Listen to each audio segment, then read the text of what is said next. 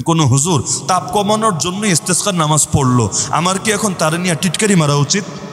আজকাল আমাদের হালত হয়েছে এমন, ইবাদত নিয়ে পর্যন্ত টিটকারি মারতে লোকে দ্বিধা করে না।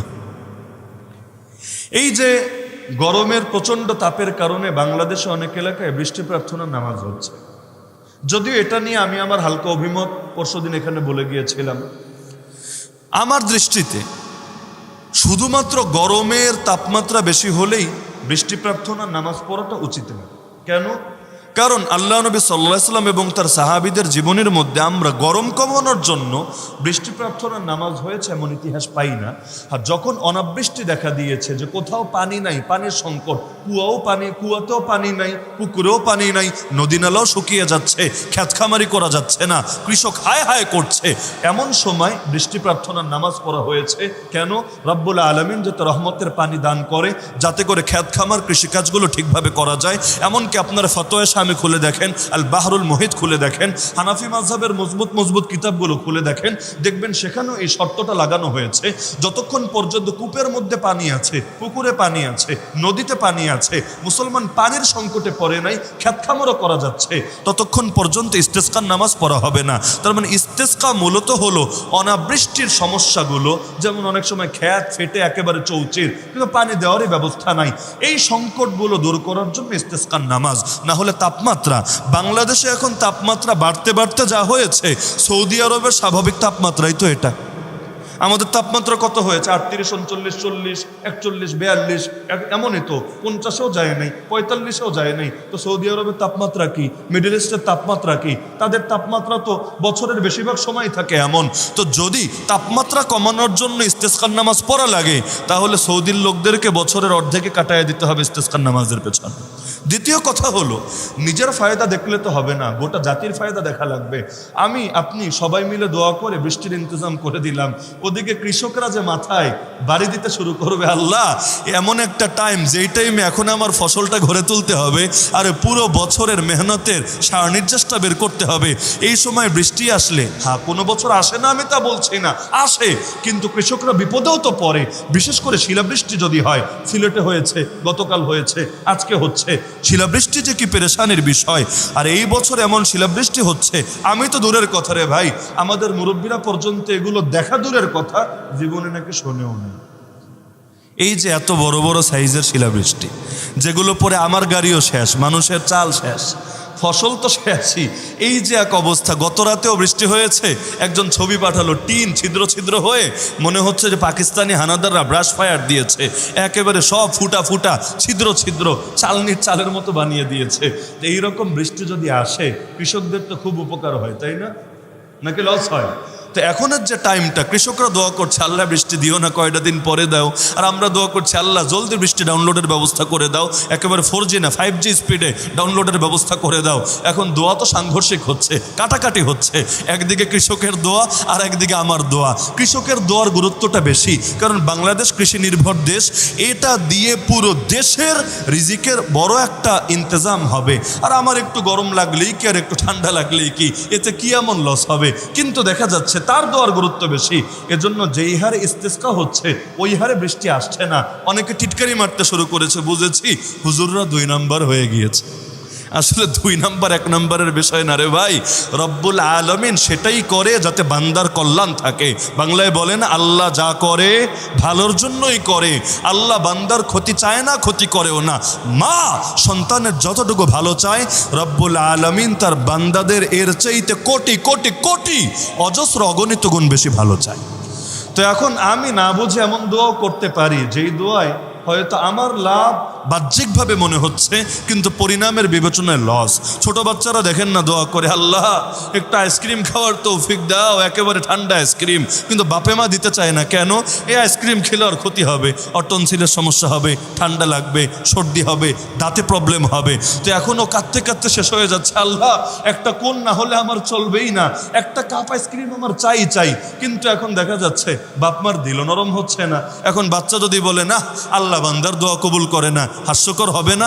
আল্লাহ কবুল করে, কিন্তু সব কিছু নগদে নগদে দেয় না, কারণ অনেক কিছু দিলে এতে বান্দার ক্ষতি হবে। দোয়া করলে লস নাই, কারণ কিয়ামতের দিন মানুষ আফসোস করবে, আফসোস সেদিন গিয়ে দেখবে যেই দোয়াগুলো কবুল হয় নাই এর জন্য আল্লাহ পাহাড় পাহাড় পরিমাণ সব তারে দিয়ে দিয়েছে। এটা দেখে সে আফসোস করে বলবে, হায় রে, দুনিয়ার বুকে যদি একটা দোয়াও কবুল না হতো এতেই তো আমার লাভ হতো।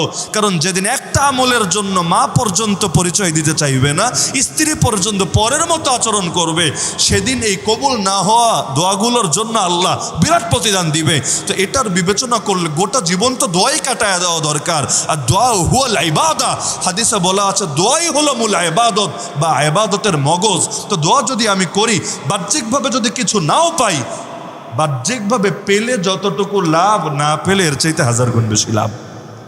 তো এখন হুজুররা 1 নম্বর হওয়া 2 নম্বর হওয়ার বিষয় না, বরঞ্চ এটা রব্বুল আলমিনের হেকমতের বিষয়। তো তারপরও যে প্রসঙ্গে বলছিলাম যে মৌলিকভাবে তাপ কমানোর জন্য এই নামাজ না, যদি আমার কথাটা হয়তো অনেকের বিপক্ষে যাচ্ছে, কারণ অনেকে ইতিমধ্যে আলেম ওলামারা নামাজ আদায় করেছেন।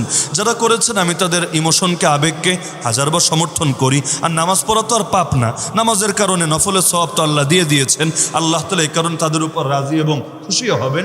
তবে ব্যক্তিগতভাবে ফতোয়ার কিতাবের আলোকে এটাকে আমার কাছে যৌক্তিক মনে হয় না, কারণ বৃষ্টি প্রার্থনার নামাজ মূলত পানির সংকট কাটানোর জন্য, তাপ কমানোর জন্য না। না হলে এইরকম কোনো নজির রাসূল, সাহাবী, তাবেঈর জীবনী কারো মধ্যে আমরা দেখি না।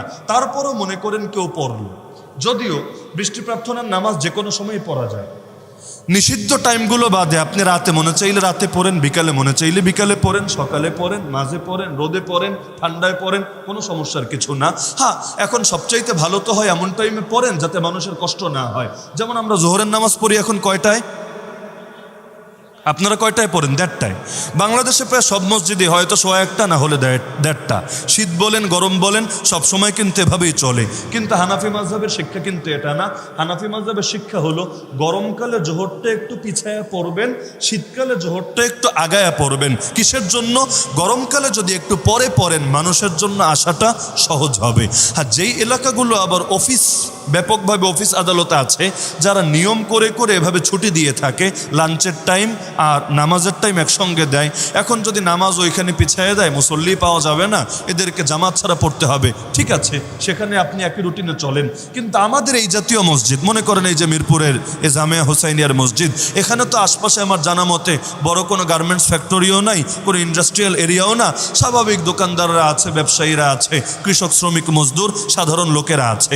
এখন যদি নামাজটা আমরা মনে করেন 2:30টায় পড়ি, 2:45টায় পড়ি, তাহলে মাযহাবের ফতোয়ার আলোকে আমল হচ্ছে।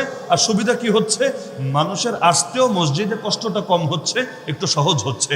হ্যাঁ, এসি মসজিদে এই ফতোয়া হয়তো খুব বেশি দরকার নাই, কারণ আসতে একটু কষ্ট হলেও ভেতরে ঢুকলে প্রাণ জড়িয়ে যাবে। কিন্তু টিনের মসজিদে যারা নামাজ পড়ে এরা মূল ঠেলাটা বুঝে। তো এখন যদি এভাবে কাজটা করতো, এটা সুন্নাহসম্মত হতো বা এটাই মাযহাবের মূল ফতোয়ার আলোকে আমল হতো। কিন্তু এখন দেখা যায় যে মূল ফতোয়ার খবর নেই, অন্যটা নিয়ে আমাদের টেনশনের কোনো ঘাটতি নাই। এখন ইস্তেসকার নামাজ পড়বে, নামাজ আদায় করা হবে কয়টায়? 11টার সময়, 10টার সময়।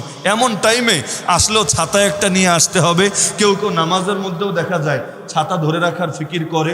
এখন একগুলো ছাতা বের হয়েছে, কপালের মধ্যে বাঁধা নেয়, হাতটাত লাগে না, কপালে বেঁধে নেয়। ওই কৃষকদের মাথায় যেটা পড়ে আর কি, এইরকম অটো মাথার উপরে থাকে। অথচ ইস্তেসকার নামাজ যে কোনো সময় পড়া যায়, আসমানে সূর্য নিয়েই পড়তে হবে, এটা জরুরি কোনো বিষয় না। তারপরও মনে করেন, আমি লম্বা করেই বললাম যাতে করে বিষয়টা ক্লিয়ার হয়, তারপরও মনে করেন কোনো হুজুর তাপ কমানোর জন্য ইস্তেসকার নামাজ পড়লো, আমার কি এখন তার নিয়ে টিটকারি মারা উচিত? বলেন না। কারণ তিনি যে করেছেন কার মহাব্বতে করেছেন? আল্লাহর মহাব্বতে, আল্লাহ রসুলের মহাব্বতে, উম্মতের মহাব্বতে। পাপ তো আর করেন নাই, গুনাহ তো আর করেন নাই। সর্বোচ্চ আমি বলতে পারি যে মূল মাসালা কি বা এখন আসলে করণীয়টা কি। কিন্তু নামাজ পড়লে গুনাহ হবে? নামাজ পড়লে কোনো সমস্যার কিছু আছে? কিন্তু দেখা যাচ্ছে একজন আর একজনের টিটকারি মারছে নামাজ নিয়ে। হ্যাঁ রে, বুজুর্গ সাজতে চায়, নামাজ পড়তে চায়, কিসের ইস্তেসকার নামাজ? নাউযুবিল্লাহি মিন যালিক। এমনকি এমন টিটকারিও মারা হচ্ছে যে ওই দিন নামাজ পড়লো আবহাওয়ার সংবাদ আসার পরে, কারণ আবহাওয়াবিদরা বলেছে 2-1 দিনের মধ্যে বৃষ্টি আসবে।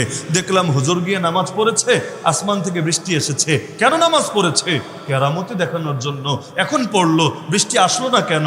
কারণ আবহাওয়াবিদরা বলে নাই, তার মানে হুজুরের নামাজের কোনো গুরুত্ব নাই। এই রকম টিটকারি নামাজ নিয়ে মারা হচ্ছে। এভাবে টিটকারি মারলে ইমানের কি হালত হবে আমাকে বলেন? একজন মানুষ যদি সারা রাতও নামাজে কাটিয়ে দেয়, যদি আল্লাহ রসুল সাল্লাল্লাহু আলাইহি ওয়াসাল্লাম রাতের বেলা নামাজ পড়তেন আবার ঘুমাতেন, দুটোই করতেন, শরীরের হক আদায় করতেন, আল্লাহর বিধানের উপর আমল করতেন। আপনি মনে করেন সারা রাত জেগে জেগে নামাজে কাটিয়ে দিলেন, আমার জন্য জীবনেও জায়েজ হবে আপনাকে নিয়ে টিটকারি মারা? কারণ আপনি যে নামাজ পড়েছেন, আল্লাহ রাজি হয়েছেন না নারাজ হয়েছে? পাপ তো আর করেন নাই, নামাজই তো পড়েছেন। তো ইসলামী ইবাদত নিয়ে যদি লোকে টিটকারি মারে, এর চাইতে বড় আফসোসের বিষয় কি হতে পারে? ইখতিলাফ রাখেন ইখতিলাফের জায়গায়। মনে করেন আপনার সাথে আমার ইখতিলাফ, কিন্তু আপনি যদি পাগড়ি নিয়ে টিটকারি মারেন, আপনি যদি দাড়ি নিয়ে টিটকারি মারেন, আপনি যদি এই জামা নিয়ে টিটকারি মারেন, আপনার ঈমানই তো হুমকির মুখে পড়ে যাবে।